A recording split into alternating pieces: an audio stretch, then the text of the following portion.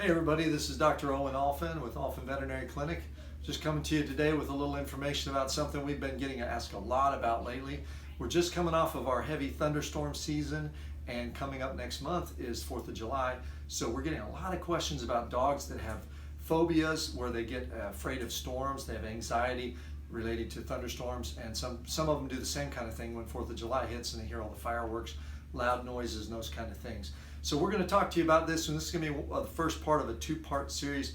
In the first one, we're going to cover, if we're starting with a new puppy and we don't want them to have these kind of problems, let's say they don't already have them, we want to prevent those. We're going to talk about how to do that and some of the theory and some of the data behind what happens with these kind of phobias. And then in the next part, we're going to talk about some treatment modalities, some supplements that are out there, some medications that help, and some training procedures that you might do that would help with that. So be sure and subscribe to our YouTube channel to make sure you pick up and catch all those things. So let's get back to the first subject. So some of the things that we think about when we think about anxiety and we think about our dogs is, one of the basic things we need to know about dogs is they are very in tune to our body language and what's going on with us. That's why they can actually train dogs to detect if someone's going to have a seizure, or to detect if their blood glucose is getting low, so that they can warn the owners of a problem. So there's dogs that can do that. So they're very in tune to our internal system and what's going on. They can probably even detect if our heart rate elevates because we're nervous about something. So that leads into our first thing. When you have a dog and there's a thunderstorm going on, and the first thing that if they start looking concerned, the last thing we want to do is show that we're concerned also. Well, there's some things that sometimes that are natural to us, which are good things, but actually give dogs the wrong message. I'll give you an example. If your dog's concerned or worried about something, your first instinct is to go, oh, it's okay, and pick them up and console them. When you do that, that's showing concern. Yeah, it's concern for them, but they misinterpret that as, okay, these guys are concerned about this storm too, so my fear of the storm is justified because the people that I'm the most connected to, they're worried about it too, so I really should be worried about it. So those kind of things actually make this problem worse. The same kind of thing happens with separation anxiety with pets. If we're concerned when we're getting ready to leave, or we're really worried about them, it's okay, and we're trying to console them a lot, they misinterpret that as, okay, maybe these people are worried about it too, so I should be more worried. So that's the first thing.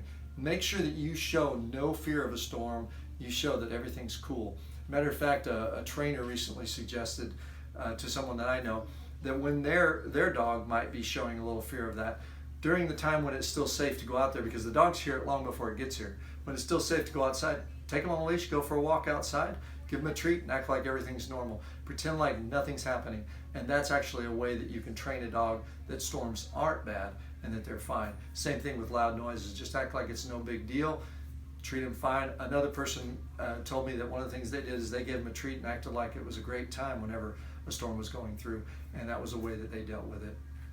Some of the other things we do with training is, like when you're going away, if it's a separation anxiety, sometimes if you're going away, you can give them a special treat. The Kong treats have the hole in the center. You put some of the peanut butter stuff in the center. It gives them something to work on. You only give that to them when you're leaving, or maybe you only give that to them at storm times. So those are some things you can do that actually train them. So you can actually convince them that this is a good thing rather than a bad thing.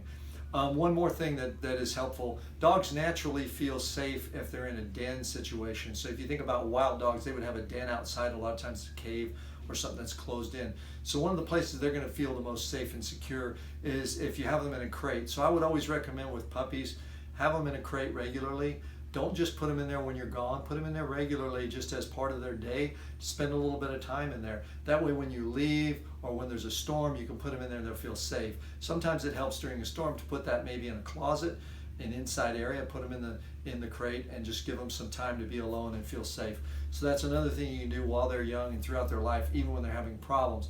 That's a helpful training tool. And then if you do need to leave, that also prevents separation anxiety because they're already used to being in the crate. That's when you give them that special treat or toy we talked about, and that helps with that. So those are just some quick training ideas. There's a whole bunch more to it, but that'll give you some idea. Please tune in to the next episode where we're going to talk about some supplements that are sometimes used, some treatments in the line of medications that we use to augment what we talked about with the training. So be sure and subscribe to our page. Thanks a lot for watching.